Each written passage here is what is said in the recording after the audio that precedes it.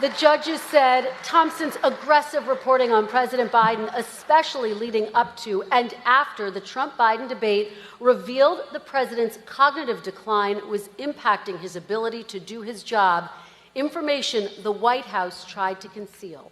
President Biden's decline and its cover-up by the people around him is a reminder that every White House, regardless of party, is capable of deception. But being truth tellers also means telling the truth about ourselves. We, myself included, missed a lot of this story, and some people trust us less because of it. We bear some responsibility for faith in the media being at such lows. Hey folks, Dale Jackson here for Yellowhammer Now. Let's talk a little bit about media bias because it is generally everywhere on the state, local, and on the national level. That clip you just saw was Alex Thompson. He has written a book with Jake Tapper of CNN where they are going to talk about, believe it or not, the media failing to cover Joe Biden's cognitive decline. Just kidding. That's not what they're going to talk about. They're going to talk instead about how the White House covered it up and the media just didn't know. Now, obviously, we know that's untrue and an absolute lie, but here's what Jake Tapper claims he's doing now. Don't you think your party needs to acknowledge that President Biden was not up for the job of running for re-election and that this was a major mistake by the He made Democrat- that decision. I know, but you all went along with he the made that idea that he was decision. up for it and he wasn't. And everybody saw it and the country rejected it.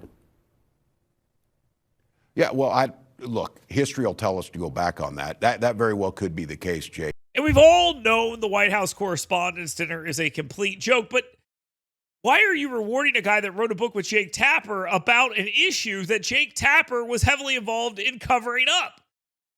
Listen to this interaction between Laura Trump and Jake Tapper and ask yourself, was Jake Tapper the curious journalist that people are kind of making him out to be today?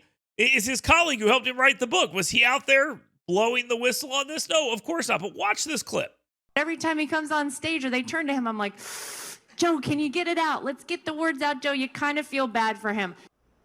How do you think it makes little kids with stutters feel when they see you make a comment like that?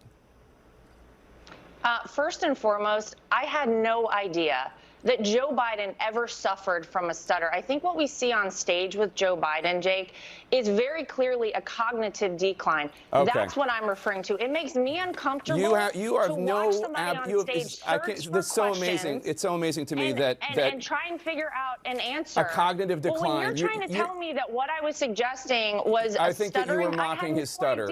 Yeah, I think you were mocking his stutter, and I think you have absolutely no standing to diagnose somebody's cognitive decline.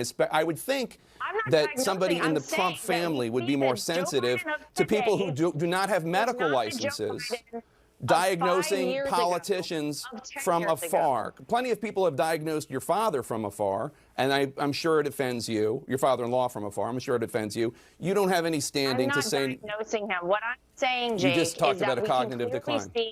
That Joe Biden I have one last struggling question for you, Laura. You can't times on stage, and it's very concerning to a lot of people that this could be the leader of the free world. Okay. That is all I'm saying. I genuinely feel Laura sorry Trump. for Joe Biden. I appreciate it. The reason why the White House didn't participate in the Correspondents Association's dinner is not because they have some sort of moral opposition to the role of the media.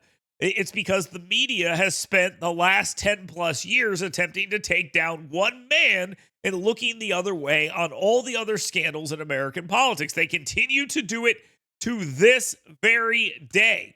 Over the weekend, they are freaking out about how we had a situation where some judges were arrested who broke the law. Gone is all the talk of no one is above the law. And hey, why don't we just let this play out and see what the DOJ has? And now it's how dare you do this? How can this possibly happen? This, my friends, is an attack on democracy. And the defenders of the Fourth Estate, the defenders of the First Amendment, the defenders of journalism are completely silent while all of this is going on.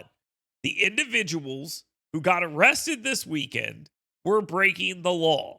One of them was living with a gangbanger. The other helped an illegal immigrant evade detection. Those acts are against the law, whether you're a judge or not, and no one is above the law.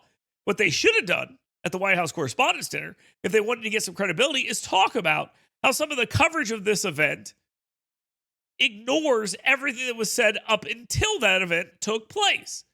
No one is above the law. Remember that? The DOJ doesn't target people. Yes, they do. They targeted the former president of the United States. Did we think that there was not going to be a blowback from that? I always said this, and I'll repeat it here today. The scandal isn't that they went after Donald Trump. It's that they didn't go after all the other people who were doing illegal things at high levels before.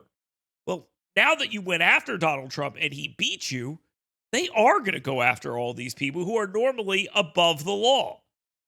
Make no mistake about it. There have been people who were above the law, and it looks like right now that is over, and that is good.